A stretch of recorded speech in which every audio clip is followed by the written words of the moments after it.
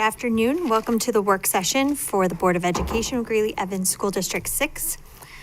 This meeting will now come to order. Ms. Lemon, will you please call the roll?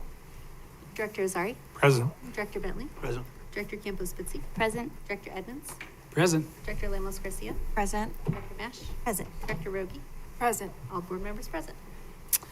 First item on our agenda is to review our calendar.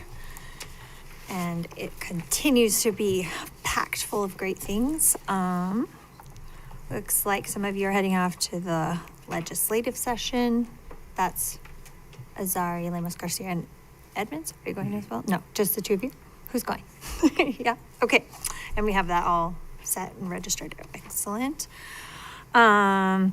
Museum night for a charter school of innovation. For those of you who haven't been before, it's sort of like a science fair. All the kids put out their projects that are on a theme, and then they tell you all about it, and it's fascinating. They have amazing projects, so if you have a chance to go to that, that's a lot of fun. We have a couple school visits coming up. Northridge High School Bot Dash. Do we need to RSVP for that one, Ms. Lemon? No. No, okay. I don't know, is there anything specific that you need, are waiting for additional RSVPs from us, or? No, but I would like to mention the school visit to Billy Martinez on February 17th.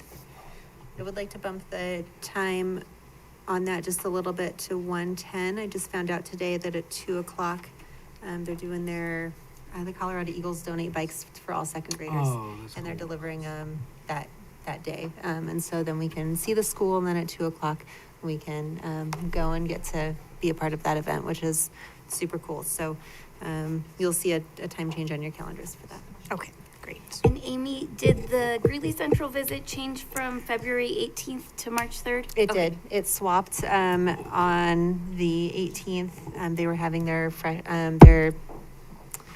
class registrations, and so that was not going to be a really beneficial time for us to get to see everything that they do. Thank So yes, you. it did swap. Thank you. And then I'll just share that on February 3rd, CASE, Colorado Association of School Executives, and some of us are going to go to Brentwood Middle School to recognize Nicole Peterson as the Middle School Principal of the Year. There'll be an assembly towards the end of the day. That's why the 3:30 invite. And then there'll be a reception at 4:30 in the library. So you could come to all of that. You could come to some of that, whatever works for you. And do you need RSVPs for that, Amy, or no? No. Okay. Okay, awesome. All right. Moving on to board member comments. Director Rogie, would you like to go first? Sure.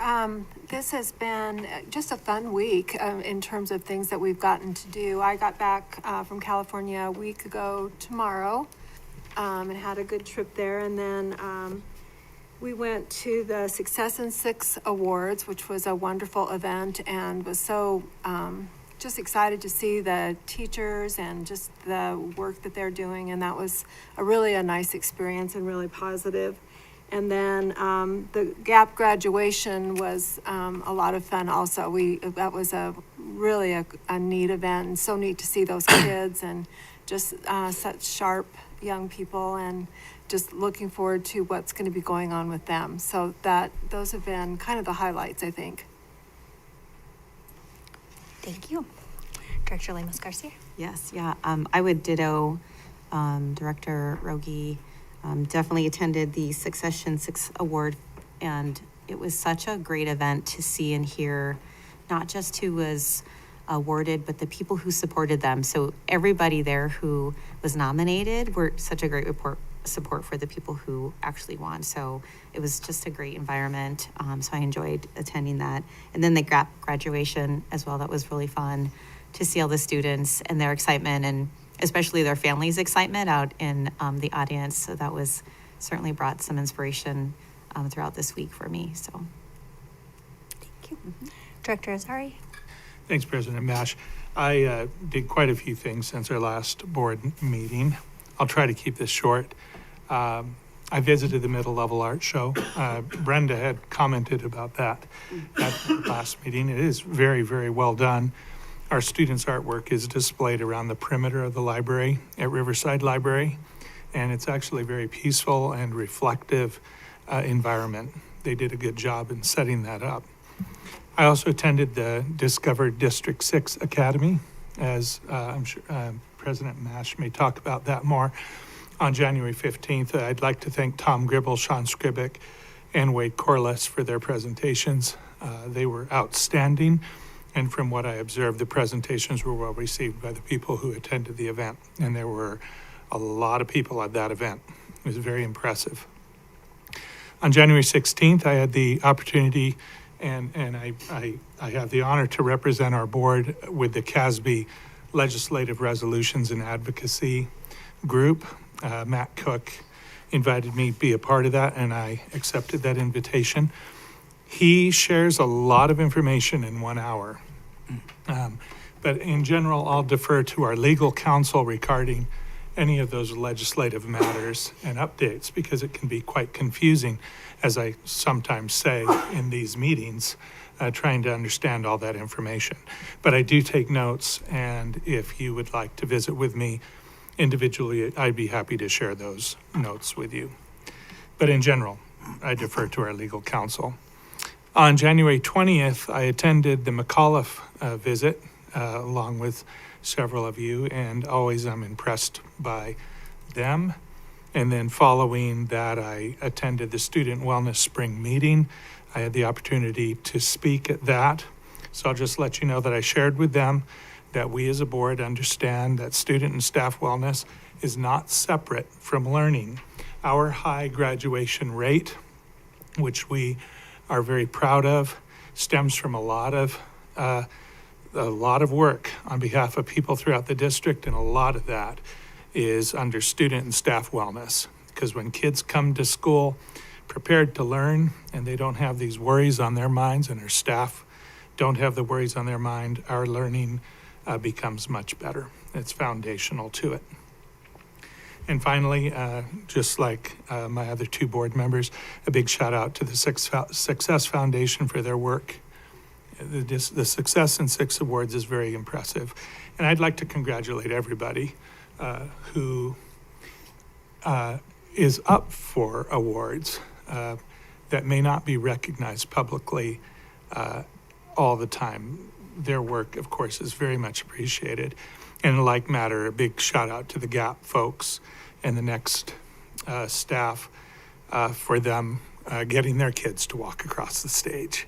That's a big accomplishment, and we're really, really proud of what they do. So that's all I have tonight, President Mash. Okay. We'll go over to Director Edmonds. Doctor, that'd be nice. Is it Director? Oh, I thought you said doctor. No. It's like, well, maybe someday.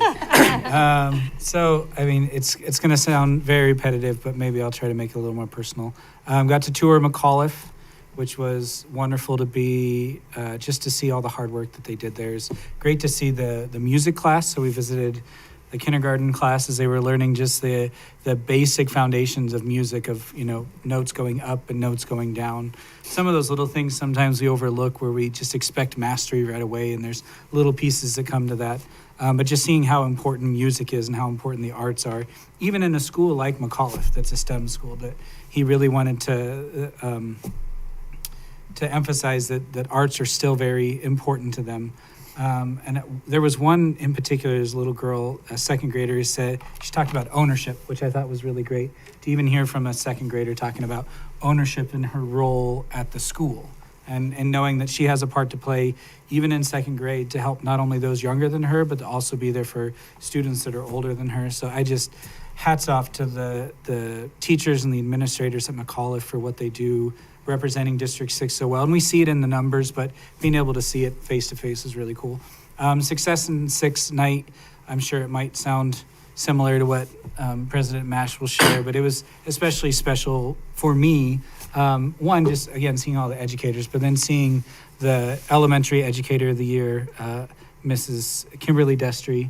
As a member of my church, I've known her for 10 years, and I don't cry easy, but the tears came really easily that night when she was recognized, just knowing her story, because it speaks well to what District 6 does for our community. She started as a mentor in a program called Kids Hope that we run, just providing mentorship at Shawsheen. She developed a love for those students and for our district that went so far that she went to school to be a teacher. And then her heart and desire was to go to a rural school, somewhere where there's a great need. And she saw it here in our district. So she got, she's a teacher at Scott.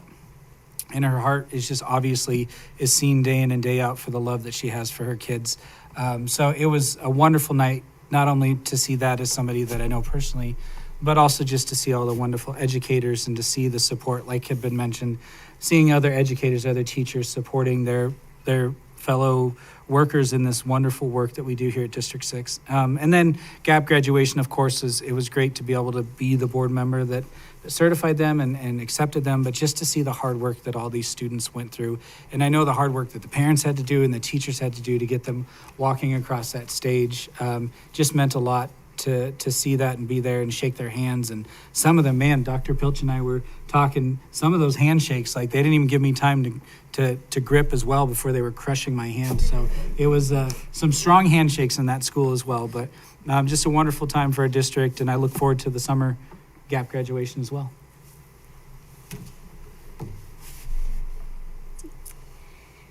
Yeah, so I got to join lots of you at Krista McAuliffe, and it's the second time I visit that K through 8.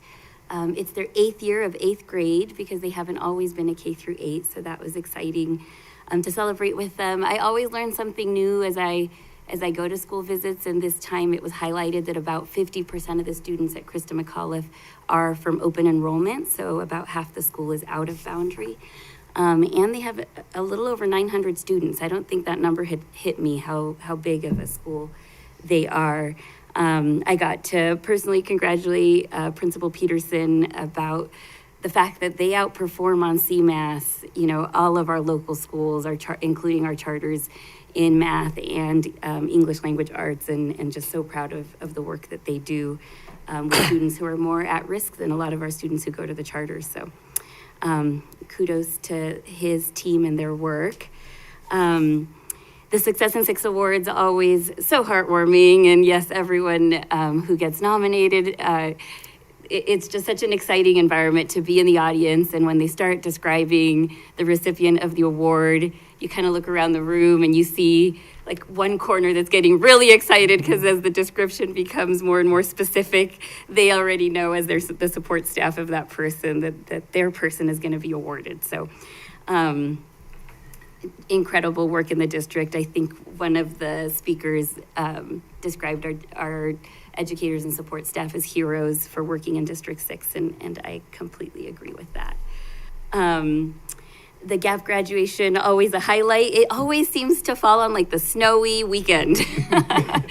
But it was wonderful. The keynote speaker was Nestor Perez, who's the head coach of the Greeley Central soccer team, and works with the kids at GAP and Next. And his speech was short and sweet, but he talked about the motto he carried his soccer team with, which was "Why not us?"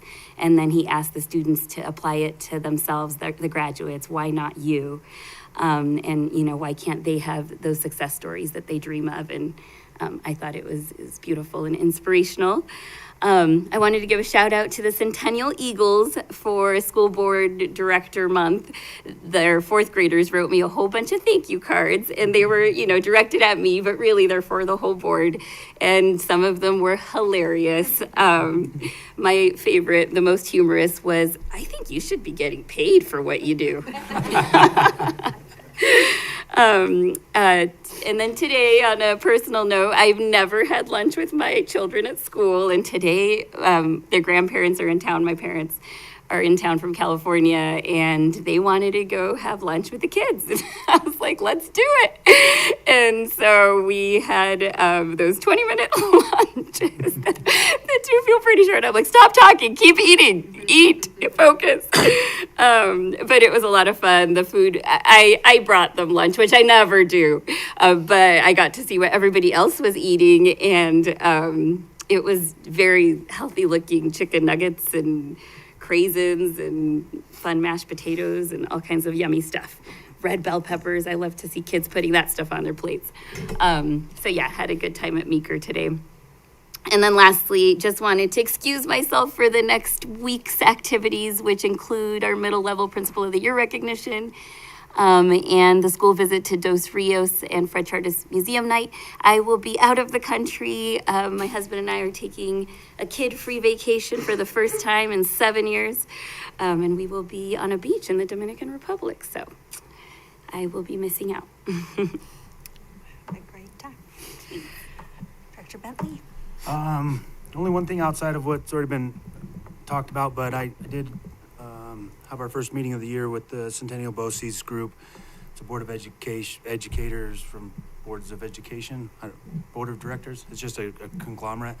Not much to report. They are also just kind of reorganizing from the election cycle, a lot of termed out members and new ones. So just kind of get to know everybody and just financial updates and stuff there. They're kind of in the same boat as everybody in nonprofit and government entities, with just the federal funding being kind of up in the air. So that's the majority of their stuff.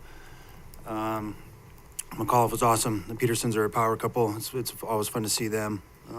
Success in 6 wards, always touching, just to see all the good stories. I think the one MC, she said that, you know, she literally cried reading all the stories and with all the nominees. So it was just a fun night to be able to celebrate all the exceptional stories.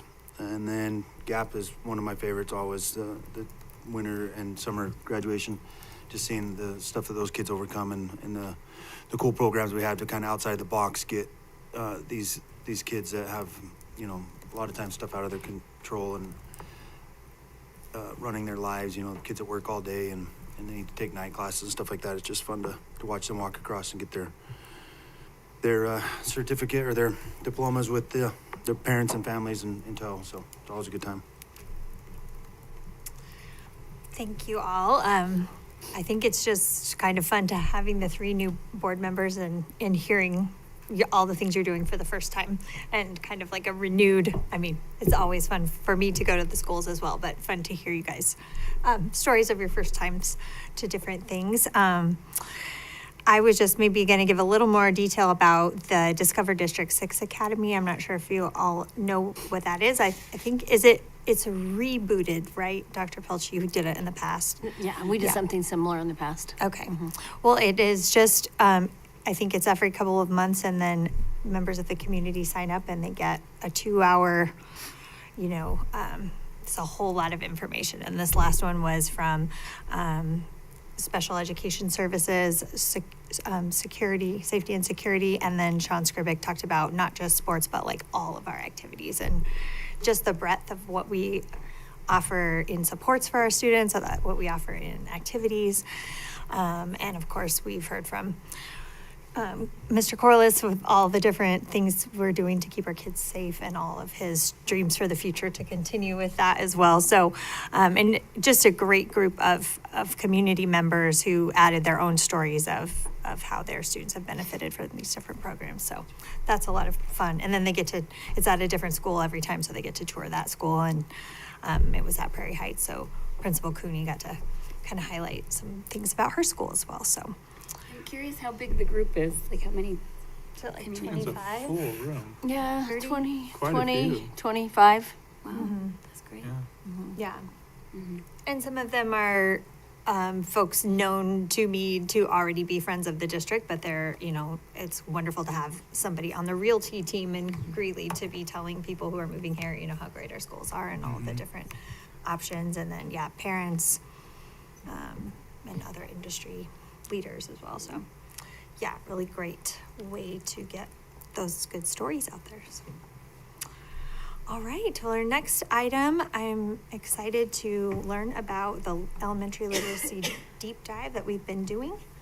And I'll give that over to you, Dr. Pilch. Thank you, President Mash.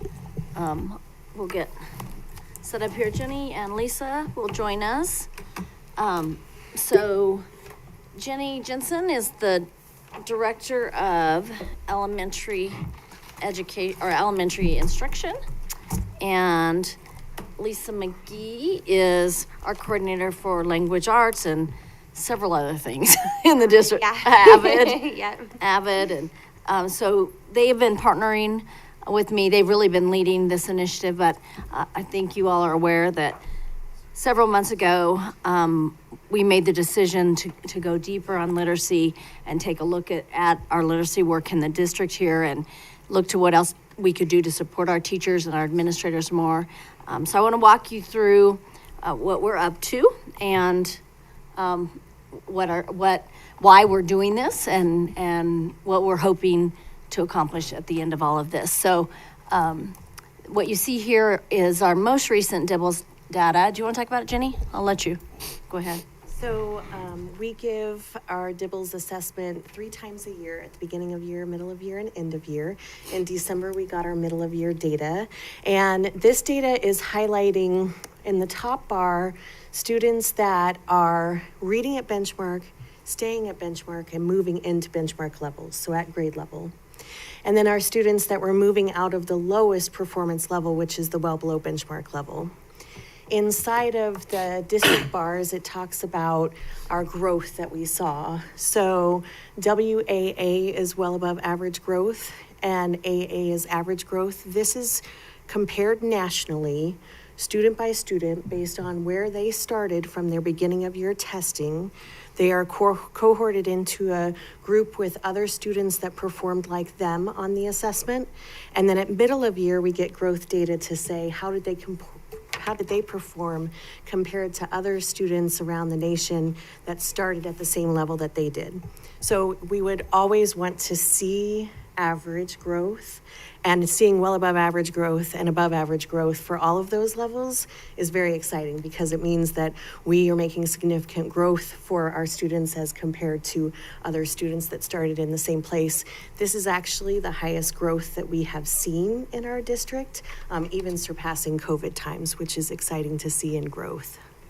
Thank you, Jenny. And although we're seeing this growth and we're seeing our teachers work so hard, that we're the finest educators I've ever seen in my career, and they're working so hard, and yet we see a disconnect between the DIBELS data and the CMAS achievement data at 3rd grade. And so we want to better understand that disconnect. And that's the reason we wanted to bring in some additional help, which I'll talk with you all about this evening and share that work with you. But we'll walk you through the next piece of data that is really our CMAS 3rd grade English Language Arts data over the last 3 years. And so what we see is that we're still performing behind the state in achievement data, and we're not at those state averages yet, and we're not seeing the kind of growth here that we would hope to see in relation to what we're seeing in DIBELS. And so we want to understand that better, and we want to understand, what's going on behind that and what's getting in the way of the students being able to demonstrate what we think that they're getting access to. So, Jenny, do you want to talk about this data at all? I think that something that's noteworthy inside of this is what we see, that the state, they use language like recovery when they talk about COVID till now in terms of data. And I think we're seeing some recovery at the state level, but for our achievement data in our district, we're not seeing that rate of recovery that we're seeing at the state from 2019 to last year's 2025 CMAS testing. Can I say something here? Yeah. This is, I think, important for the new board members especially. This is one of the ones that we probably get the most feedback on as a board, the CMAS scores. 41% of our kids are only 41% of our kids are at level or whatever, but the way that these are scored is pretty important for you guys to be able to understand, and it might take a couple times, but 50% is the state average, so that's the benchmark. So it's not 41%. That's actually growth. That's actually when you're looking at growth. This is really, yeah, but you're making a great point, because this test is not testing literacy. Yeah. So when we say only 41% of 3rd graders in Colorado, 42% of 3rd graders in Colorado are reading at grade level. This is not just a reading test. This is the 3rd grade state standard Colorado test. So they're testing the state standards for 3rd grade. They're not just testing reading and writing. And so it's really important. And yes, reading and writing is in that, but it is not an actual reading assessment. And I think that's important for people to understand throughout Colorado. Mm-hmm. So the question is, isn't comparing DIBELS to the CMAS kind of like the apples and oranges? It is. Yeah, it sure is. Absolutely it is. And so this is part of what we want to understand better. Mr. Azari, we want to understand, when we see our teachers who have dedicated so much, and our principals who've dedicated so much, and our kids working so hard, but we're still only seeing 24% of our students achieving at grade level in 3rd grade on that language arts test. We want to better understand that. there's some other things inside of this that are important. We're saying, by the end of third grade, this is what we have. Well, we're really not at the end of the third grade when we test kids, right? We test in April, and we go through the end of May in school. So we still have several weeks of school left when we begin testing our students. And so it is really complex, and it's we're digging in to better understand where we are and how we stack up, not only in the state but in the country. So what we know is we believe it's a system issue, because although we are seeing higher growth than we've ever seen in our district. We have more schools at performance level than we've ever had.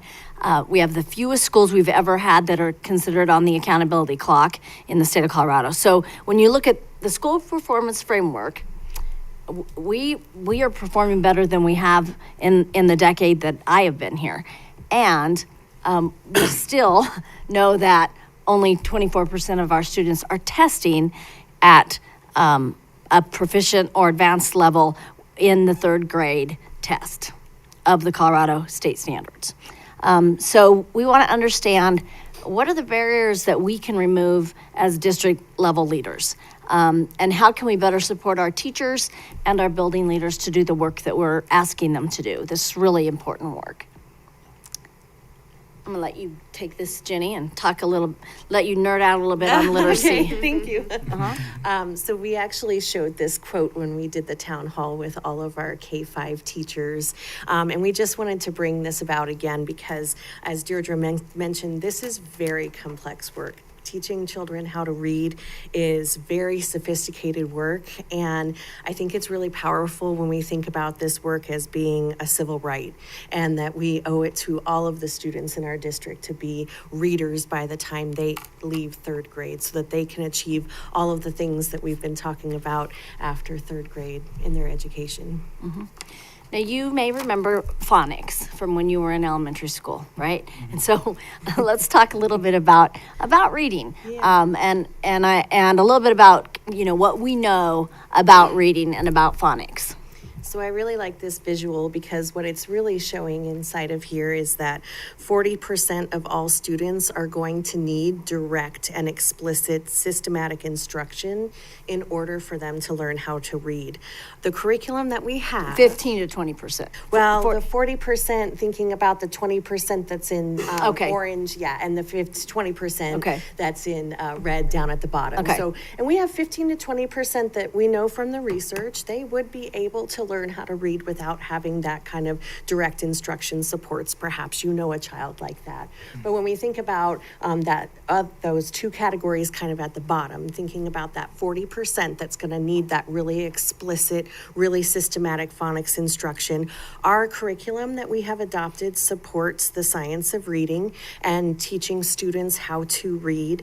Our classrooms are supportive of the needs for phonics instruction. They have a block of time built in for that for every student, which is why we're feeling a little stuck inside of what are the other things that are preventing our students from being as successful in early literacy. And those of you who've been on the board, and then for those of you who are newer to the board, we adopted a new literacy curriculum programming 3 years ago. And so we're in that third year of that. Are we in third year of full implementation now? So we have some schools that are in year 4 who piloted that first year. And so, and we think that probably that growth we're seeing on Dibbles is related to that. But even the schools that were in year 4 at this past testing cycle did not perform as well as we would have hoped with having had a new literacy program at the elementary implemented for them. So we have worked with a company before called West Ed. And West Ed is an organization who we worked with about a decade ago to help us with our work around our English language learners. And they helped us to develop, first they came in and did something very similar to what they're doing now. They came in and kind of audited the system, looked at what was going well, what we could do better, what was missing, and then they helped us to develop a plan that we implemented. And as a result of that, we get some of the best results in the state around our multilingual learners. And so we have contracted with them again to work with us.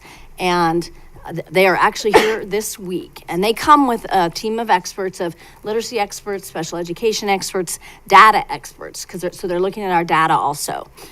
What else do you two want to say about West Ed? You've spent more time with them than I have. Lisa? They have a very, very thorough process when they push into districts to support. And so it's been a lot of making sure that we're identifying the right teachers, that we are going in to observe their classrooms, that we're getting in front of the stakeholders that are really going to give the perspective of the classroom teacher perspective, the READ Act, instructional coach, administrators. And so their focus has really been on making sure we have as many voices involved in the process as possible, and just really giving us the varied experiences. We're talking to students as well, so really it does feel very comprehensive what they have us going through while they're here with us. Thank you. So I want to come back again to why West Ed and why we are trusting them to actually come into our schools and peel the curtains back. We approached our multilingual learner plan with opportunities to learn and from an asset orientation approach. And so I want you just to see, not only have we seen our English language learners' performance increase, but we've seen some big numbers that are making a huge difference in the system around our multilingual learners. We've gone from 41 students identified for gifted and talented in 2017 to 248 now identified. Our advanced placement enrollment has more than doubled in that time of students who are multilingual learners. Look at our IB enrollment. And part of that's been programming at Greeley-West High School and how they've changed their programming too, but you have to support the students in the right way to have them be successful. And then, of course, you're well aware of the graduation rate and going up in the entire district, but for our multilingual learners, you see similar kind of data. So we know from the work we've done with West Ed, and you can see the graduation rate here, what has happened with the grad rate since 2017 when we implemented our plan with West Ed to 2025 with graduation. We have continued to outpace the state in terms of our on-time graduation rate for our limited English proficient students. And so we have a lot of confidence in them helping us to get to the right place. And I have a lot of confidence in the people in the system, because it's the people in the system that actually did this work before with West Ed. We just needed some outside eyes to guide us. So West Ed first came in on December 8th and 9th, and they just went to 6 schools along with some of our district team just to start to get the lay of the land, a feel for our schools and a feel for the work in our schools. And so you can see those schools there. And that was really their first introduction to actually some of our classrooms here in the district. And then we met with them. I did the town hall with all of our elementary teachers on the first day back in January and shared with them this work and shared with them what we were about to do. And then West Ed met with us all again last week to do some training. They've been meeting with Jenny and Lisa along the way as well. And then they have come in this week. We met with them first thing this morning to get clear around the work and why we're doing the work and how we're doing the work with them. And then they were in classrooms this afternoon, and we'll be in classrooms again tomorrow and tomorrow afternoon, all week, right? Yeah, all week. And then they'll meet with us. There's a small team of us that I also am a part of that they will meet with on Friday afternoon to do an exit and then talk about next steps. So it's really pretty extensive work. I think I'm impressed that Jenny and Lisa are so on tonight because they've been in classrooms working a very rigorous routine today, getting into lots of classrooms and seeing, and it's a very quick observation, and you can't let down for a minute. Mm-hmm. Yeah. And then they will be working with the District Accountability Committee, I think next week, Anthony? Tuesday, yeah. To get some community and parent feedback also. And then there also will be leading some staff focus groups with administrators, coaches, teachers, and in different areas. And some of those will be K-5 teachers, we decided today. Some of those special ed and multilingual. The 4th and 5th grade teachers are feeling a little left out of this initiative because we focused on K1, 2. So it's 3rd, 4th, and 5th. Three. And three. Grade. K one, two, three. Yeah. So fourth and fifth grade are feeling a little left out because they're saying we test also in CMAS. Why aren't? But it was just really about capacity and expense. And really, I think getting to that early literacy and figuring out what's missing, perhaps, what's the low-hanging fruit, and then what are the big pieces that we need to put in place around the early literacy. Let's see. And then we have a steering committee that we are forming that's made up of lots of folks from around the district and lots of voices. Again, there'll be teachers K through 5 probably on that steering committee, as well as administrators from some of our elementaries and K-8s, and then several of us from the district as well. And then April to May, they will have some findings and recommendations for us. And we'll begin to develop next steps, and hopefully we'll have some pieces we can implement in the fall. I need to say that this work is all happening alongside the continued implementation of the newish literacy program at the elementary level. And so that work continues. We haven't stopped it, and we do believe it's the right program. It is a state-approved program. It's a program that West Ed is familiar with. We know there could be some implementation gaps that we have that they may find that we may need to address, but we are continuing with our current literacy program as we do this other work with West Ed. All right.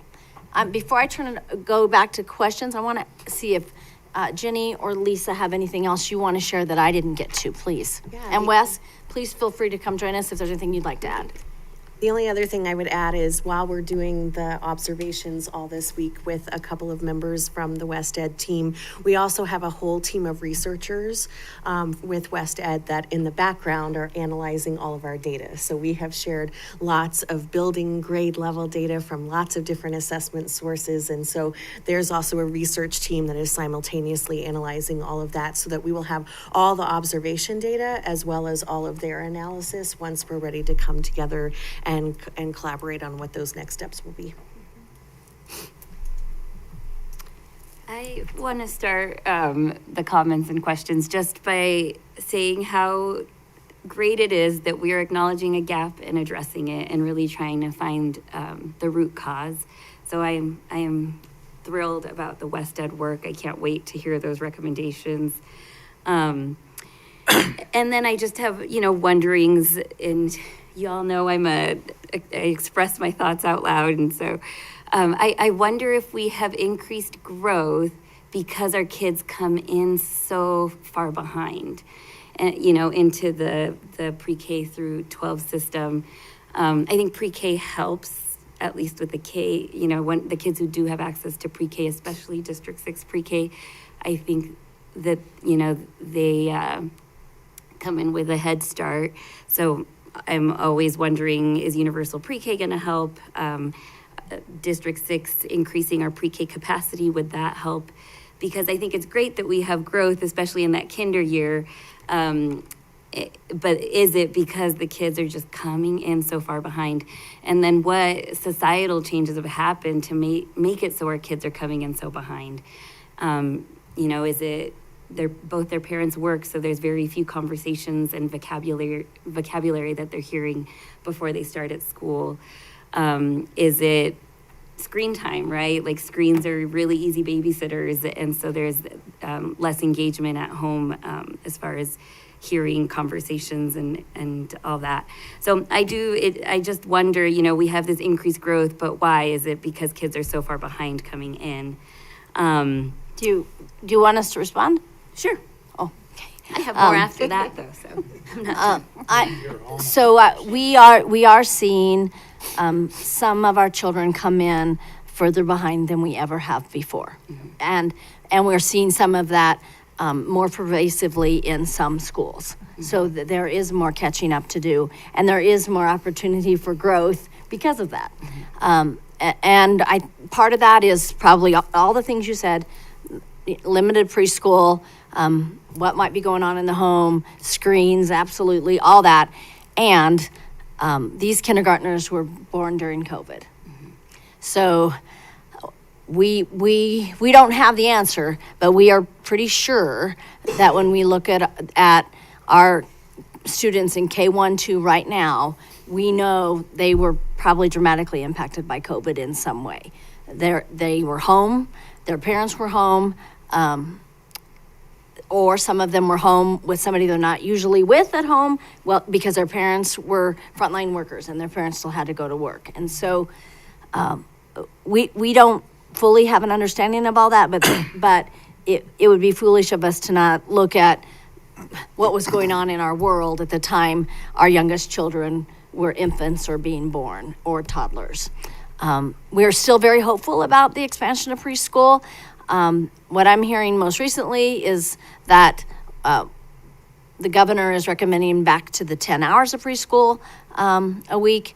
And so, our big work is to really continue to work at getting as many of the District 6 families to enroll in District 6 preschools. That's our big work, and it's an effort we continue. We're opening preschool right now, so another preschool classroom. So we are always building, because we do think school makes a difference, no question about it. And we know that early learning and early literacy, parents are the first teacher for children. They just are. Yeah. Thank you for those responses. Those were very thoughtful. Yeah, I do, with the CMAS data, they compare the state. It's actually, that was really interesting to me. The 2019, 2024, 2025 comparisons at the state level barely changed, right? 2019 was 41%, and then 2024, 2025 were 42%, like barely a change. But then in District 6, you see this like huge hit. It's much harder to move the statewide cohort than it is to move our local cohort, just because the numbers are so big. You got to move a lot of kids to move that percentage. But still, the state is shook up about the state cohort. They don't see it as minimal. That they're at 1%. Yeah. Good. It's a big deal to them. And then I don't know if this was the thought in the focusing it in the K through 3 grades, but I've heard, the reason we focus so much on third grade is because before third grade, kids are learning to read, and after third grade, they're supposed to read to learn. And so I'm glad that it is focused that way in those foundational years to do that work well. And then my last thing is just a comment, kind of piggybacking on what Director Bentley said, that it's easy to sometimes see those numbers and say, public education is failing. Like, why are we giving tax dollars to public ed when only 24% of the kids in District 6 are reading at grade level on the CMAS?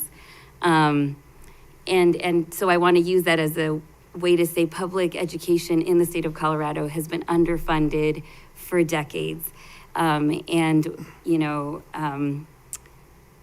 Hopefully there will be opportunity to improve our funding. And so it's really easy to say that a system is failing when it's underfunded. So I can't wait to see what our system can do when we are more adequately funded to help kids succeed. And I know when we go to board of director events like CASB, statewide events, they always ask the audience, like, what do you think it would take for kids to achieve, for achievement scores to go up? And the answers are really easy. It's smaller classroom sizes, pay teachers more. And so, but those easy, but expensive, right? That comes with dollars, building physical buildings so we can make our classroom sizes smaller, hiring teachers by giving competitive salaries. And so I love this work. I can't wait, like I said, to hear the recommendations, but I also understand our funding has to improve for us to make really big differences. So just a comment. Thank you.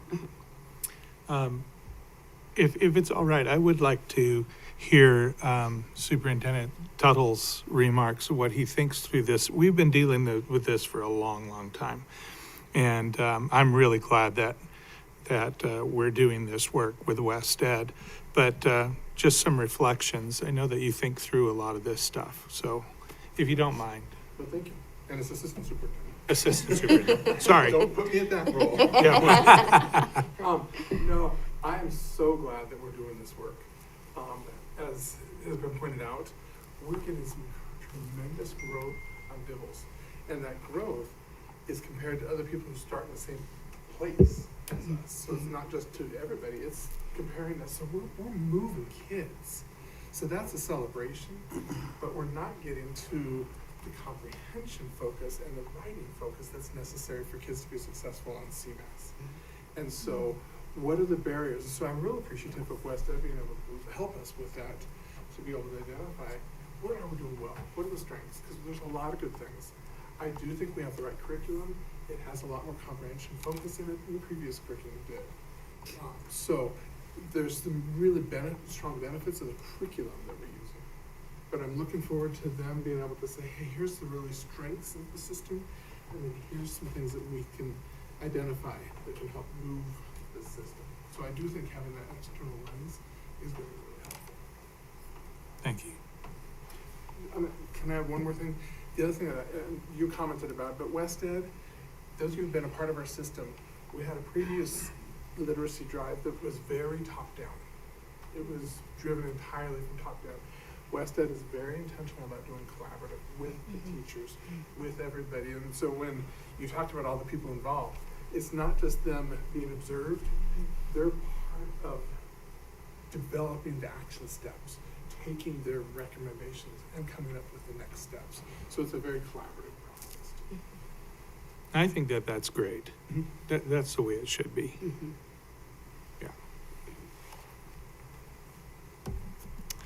I'm very glad that we're doing this work, and I'm sure that we are going to find ways that we can improve. Please educate me, but I don't have a real high opinion of the CMAS test. And maybe that's from, like, I remember when it was CSAP, and then it was TCAP, and then it's like we've changed iterations so many times. And we always say it's one day, one measurement.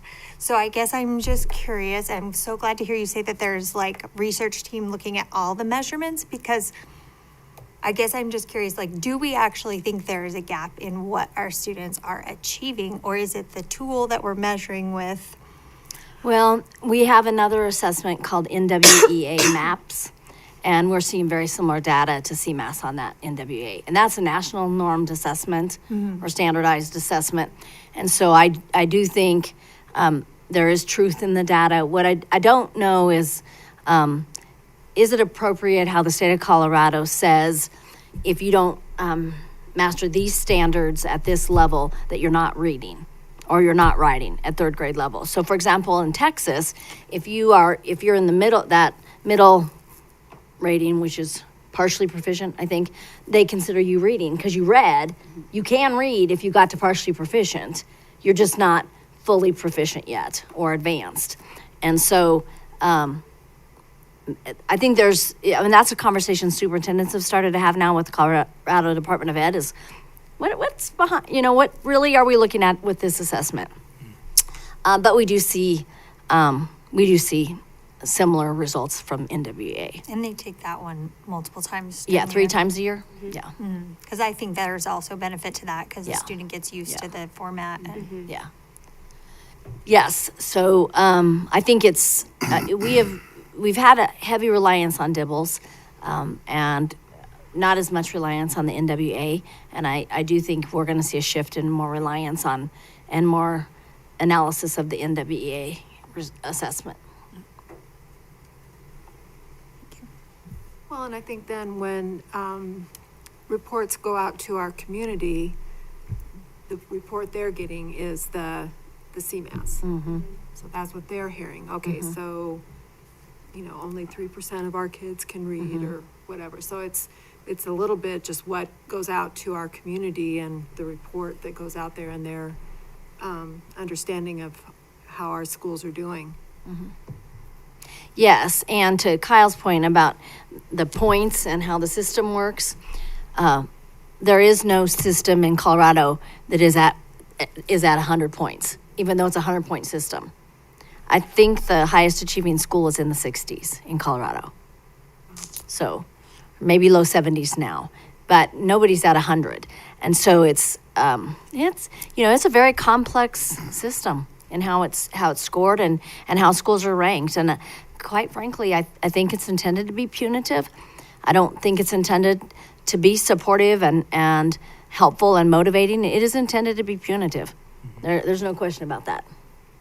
And it's a moving target. It's an average. Yeah. So every year the 50 is not the same number. No, absolutely. Just like for like even me that we talk about this a lot to just like try to grasp how you figure growth on a moving target is so ridiculous. This seems like a flawed system. And it tracks directly with poverty. So when we look at the data statewide, you see the results track just parallel with poverty and wealth. So And then there's, another criticism you hear sometimes is you're just teaching to the test. Like, we don't just want our kids to do well on a test. We want them to actually have the skills. Yeah. So that's Right. that's the other question of like, is it a good measurement? But yeah, if it's tracking. yeah, and and we can have a big work session just on standardized testing and our beliefs around all that. But the reality is, this is the tool the state uses, and we're going to get judged based on this tool. We're going to get ranked, and we're going to get spanked based on this tool. We are, and that's what it does. And so we can't ignore it. Not in District 6, you can't. Unfortunately, we didn't get it thrown out, Natalie. Darn it. But they have made some changes to the accreditation system, and it the opportunity for us to do the request to reconsider and look at data from the early grades. So we were able to use our DIBELS data to appeal to the state to reconsider our school performance frameworks at those 2 elementary schools that we moved up. So that's new. I mean, that's new in the state of Colorado, and so they are listening to us about that they need to have more than just one measure, especially at elementary. We have more measures at secondary than we do at elementary. Does WIDA data go into that as well? Yes. And WIDA is for our English language learners. It's the assessment that is a separate assessment for English language learners. But those students also do CMAS. But in addition, they do WIDA. So we're pulling them out of class right now to be tested on WIDA. And we obviously have to have data, and we have to measure that what we're doing is correct, but yeah. And yeah, if the test is not great, we still just have to work with that, so thank you for, sounds As like much a very as we holistic look. believe in local control in Colorado as a state, we believe in local control, we do a lot of state mandated testing. For as much as and it's directly tied to our accreditation system and how we get ranked by the state. So there's a disconnect there too that I'd like somebody to come in and study of how can you in such a state where you believe in local control and you believe in pushing the power out to the local boards, that you put this kind of control in the hands of legislators and state board of education leaders. I'm getting political now. Yeah. We have our wish lists of things to change, but. What else are you wondering about, or do you all want to share with us that you want to make sure we're thinking about? Well, I would be interested to see how our ELL students do, over the long run. And I think we do need to put a lot of focus in on that. If English was not their native language, and how that impacts their growth over time. It's very important. And along the same lines, and I know I've asked in this question before and it's been answered, but as far as our kids on specialized learning plans and whatnot, do their scores come into the testing as well? Yes. And is it all of them, or it's? We are our students who are in our most intensive programs. So our very, very low functioning students. Some of those students are taking an alternative assessment, but that assessment is taken into account. The alternative assessment affects the general CMAS. Grib go. What else would you add, Tom? Well, it's less than 2% of the total population. Okay, so it's very small. Yeah. Any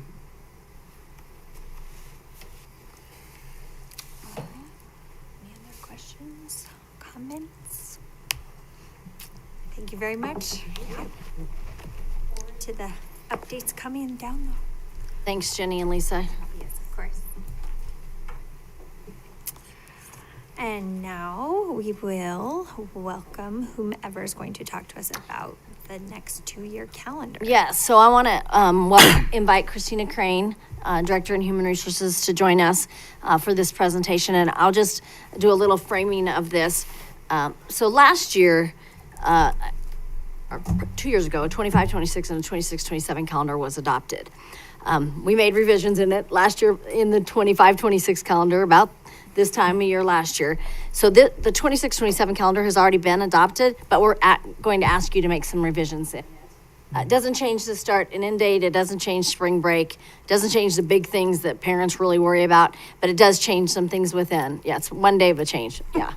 And so I want Ms. Crane to walk you through the calendar proposals. And so for new board members and former longtime board members, just to remind you, we'll give this to you in this work session, give you a chance to visit in a more informal setting about the calendar.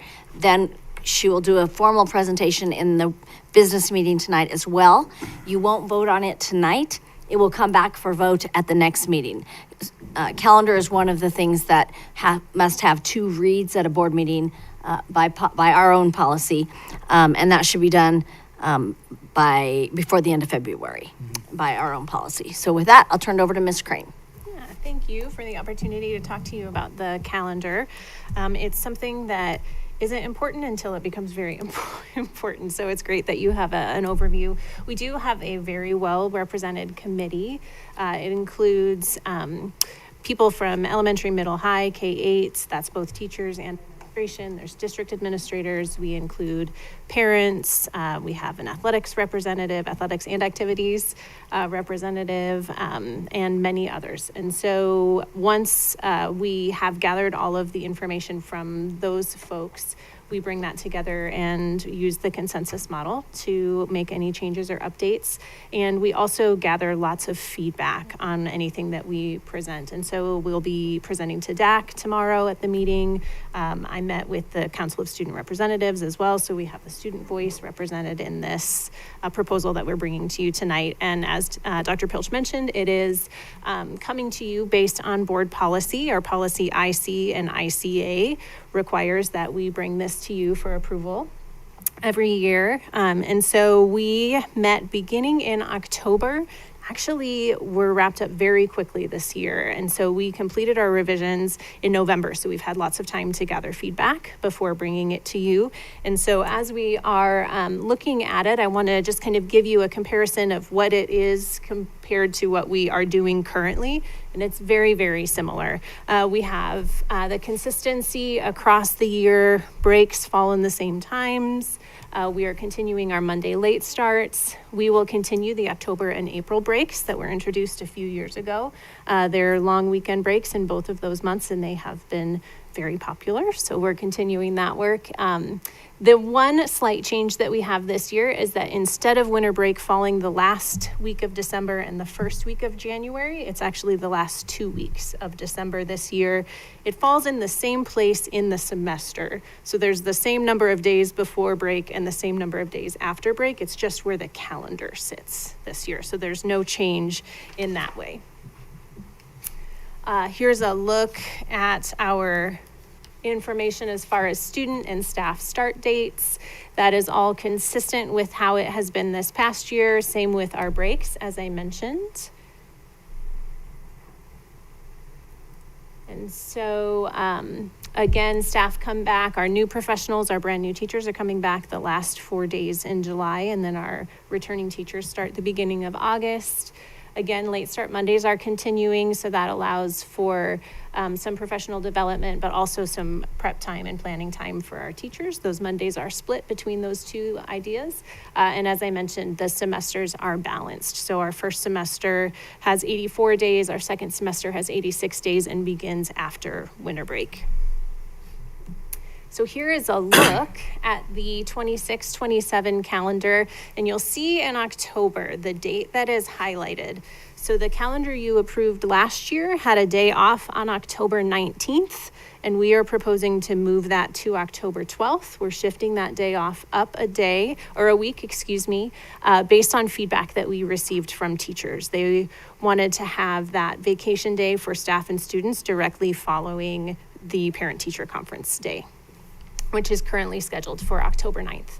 So this is the calendar that you saw last year with the exception of that one date change. Christina, maybe you could cover what the different colors and the different shapes mean. Sure. So our gray highlighted days in here are the days that students attend.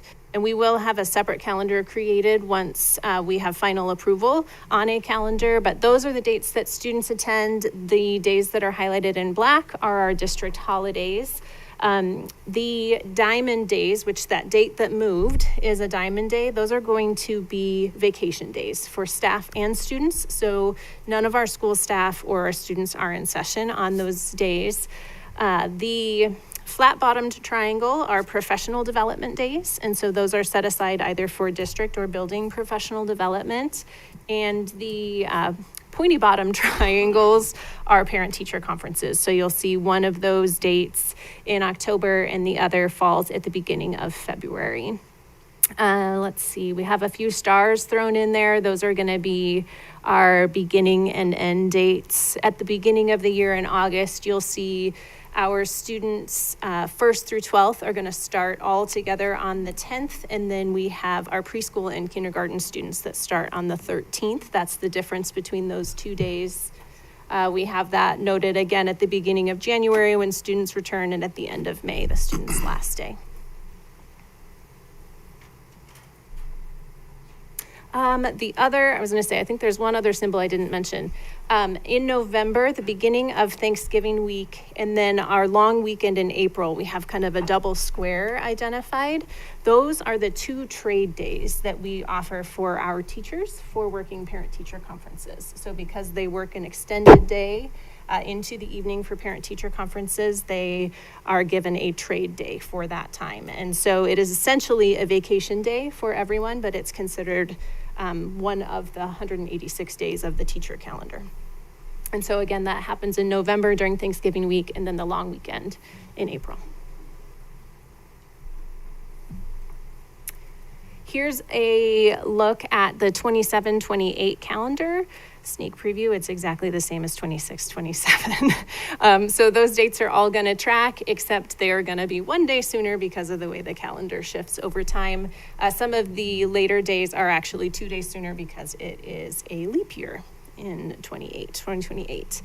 So this is going to be the same here. Again, our semesters are balanced at 84 and 86 days. Here's a look at that calendar, and while the dates may have shifted over by one, the image actually remains exactly the same.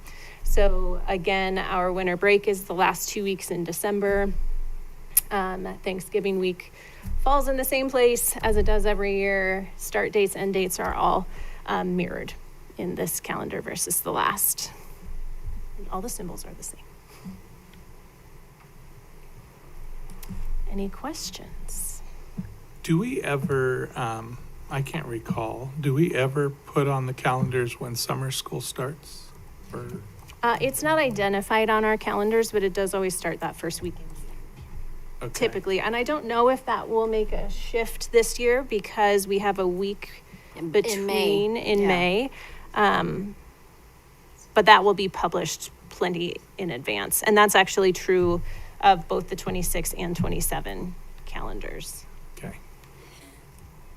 I just am curious. So I totally get that it's all the same, but it does seem like it's a day we're making kids go back to school a day earlier could be the perception. Sure. And so then I'm looking to August 2028, and would that mean it would shift to August 7th, like the first day of school? I believe that it does. So it just does start feeling like, oh, so kids are in school. I'm sorry, you said in 28. Yes, 2028. A year further. We do follow this pattern of shifting a day earlier for 5 to 6 years in a row, and then it shifts back a week. Okay. And so it just kind of follows the calendar. So yes, in another couple years, we will actually shift back to more of a mid-August start, and then we'll creep forward again before we And then the other item that is sometimes discussed is snow days. Do we have buffers built into the calendar at all? Not for in the that? So- calendar. Not in the calendar, we don't, but we do in our instructional minutes. So we have additional minutes over what's required in the state of Colorado so that we can account for So snow we're- days and we're cold good days. on that. Yeah. Okay. And we do have our October count person serve on the calendar committee as well. And so Okay. she is the one that's doing all of that reporting to the state. Okay, good. And there was a year in another district where the weather was just terrible for like 8 days. And that year, they actually gave waivers to many school districts in the state of Colorado because the districts went over their numbers of days.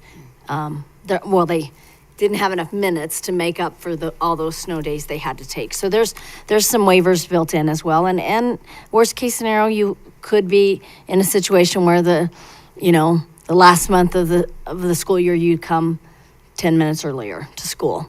But we've never had to do something like that here since I've been here. You've done it, not since I've been here.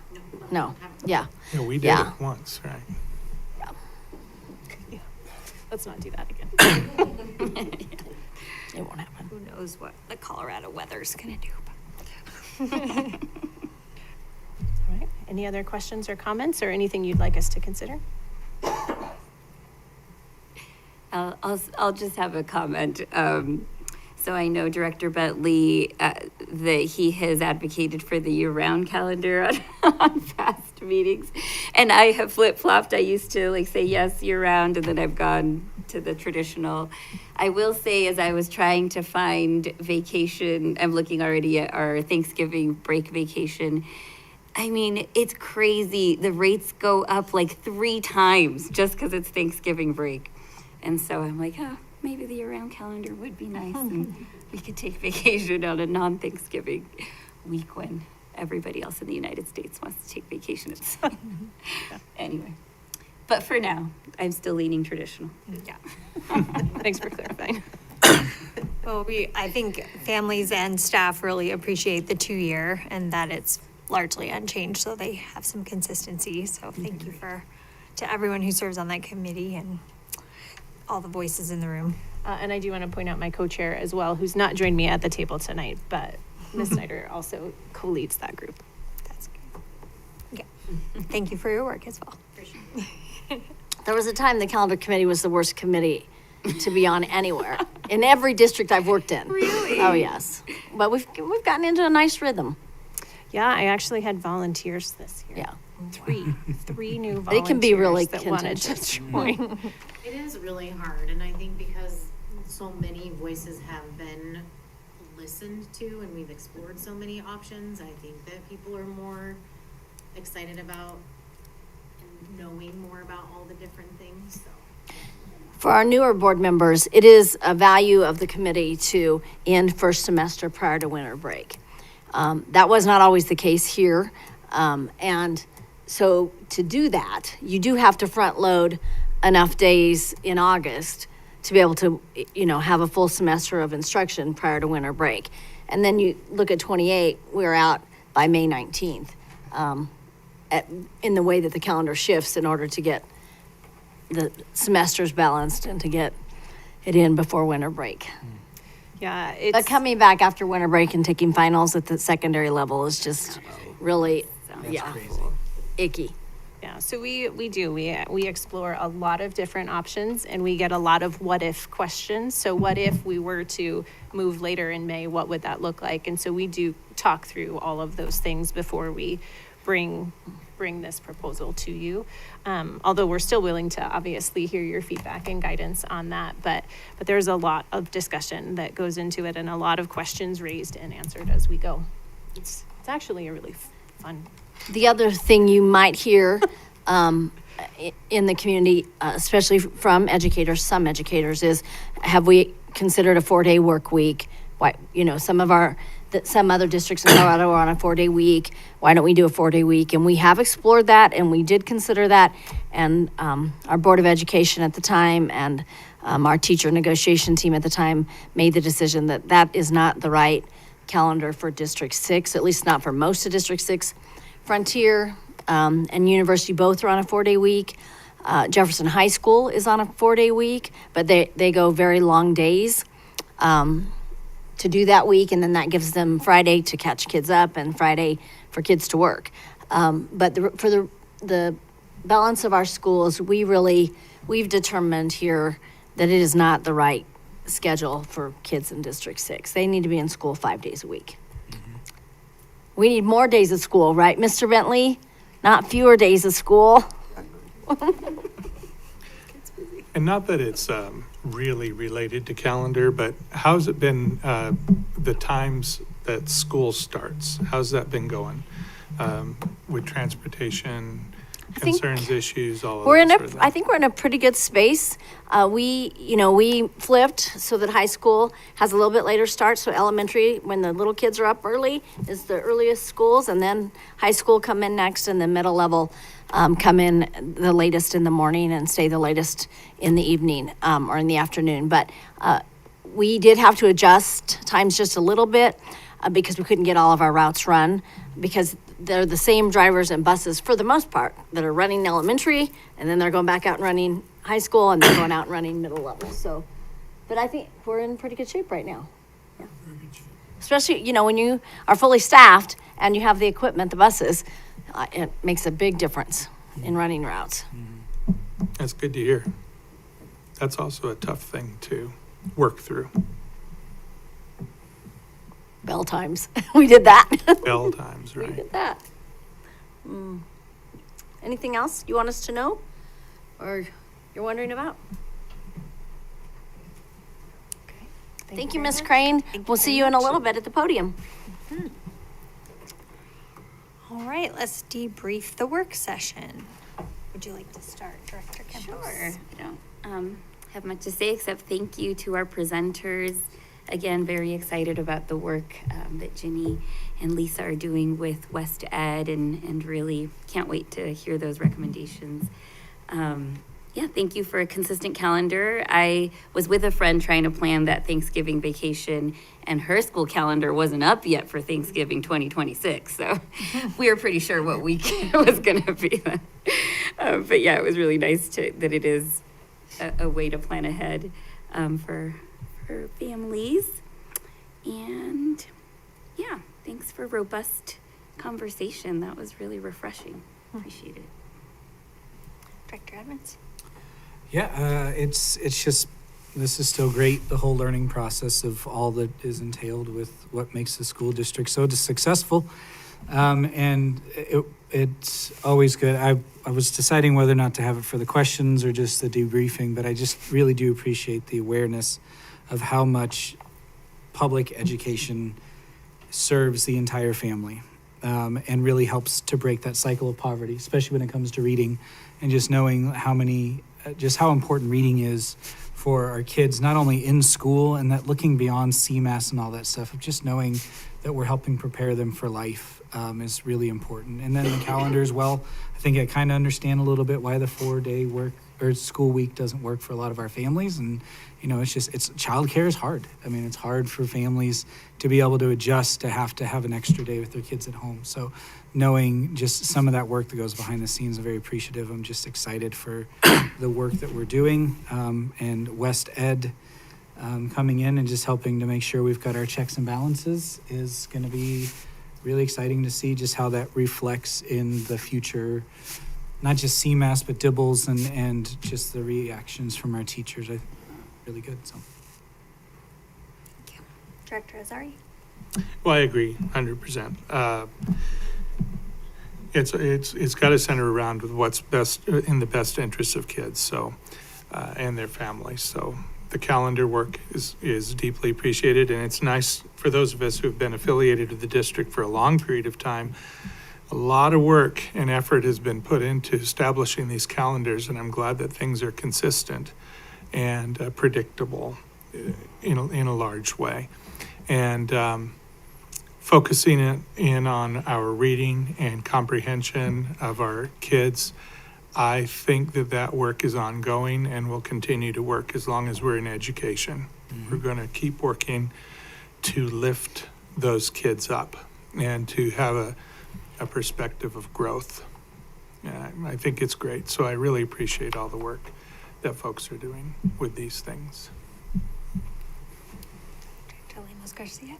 Thank you, Jenny and Lisa, for the presentation. I'm excited to learn more about West Ed. I didn't realize how much of an internal processor I was until I started hearing all the great things that we have and that we're learning. And so I'm excited to learn about how that works and how we can help our students become great learners in literacy. So I'm just really excited about that. So I know I've said that a billion times already. And thank you, Ms. Crane, for introducing us to the calendar. Certainly learning about how people formulate their vacations and their ideas, and parents having to work or not work. And so that's important too. So thank you for presenting that well. So great information. I enjoyed it thoroughly. Thank you. Dr. Rogi. Just echoing just the appreciation for the work that's being done. I guess, especially for me in literacy, it's just something that I think as a grandparent is very close to my heart, and just seeing the importance of reading and how that helps prepare kids for success. And I appreciate Mr. Tuttle's comment about that it's not only being able to read the words, it's being able to comprehend and articulate and understand the comprehension of what is being said, and then also being able to be literate with that. And that's a kind of new thinking and new words for me in terms of how you look at teaching reading and literacy. So that was real helpful. I appreciate that. And also thank you for all the work that's done on the calendar. And as a former teacher's wife, I really appreciate the 2-year calendar. That is just a tremendous thing to have in hand. So thank you. Dr. Bentley. Yeah, a lot of dittos there. One thing that just always kind of takes me back is the complexity of the issues that you guys are handling every day. We tout the diversity and the broad range and bandwidth of different students, but it just adds to the problem of how to teach all the kids with one size fit all cap, basically, and to just kind of sit here and ponder as you guys talk about 23,000 students with 23,000 backgrounds and 23,000 multiple different complexities to their learning environments and their history and the way they learn and all those things. It's like the world's largest Rubik's Cube, and you guys are trying to solve it as the answer is changing daily. So it's very impressive, and it's just an enormous amount of work, and it's exciting, but it's also daunting at the same time. So I just want you guys to know that doesn't go unheard and unappreciated and unrecognized, even though we're just seeing tip of the iceberg in here. So thank you guys, and keep up the good work. Well said. I also second that. Yeah, exciting start to this semester, and excited to continue to learn more and relearn it as a seasoned board member, and watch you guys take it all in. Thank you to our presenters, and I think our work session is adjourned.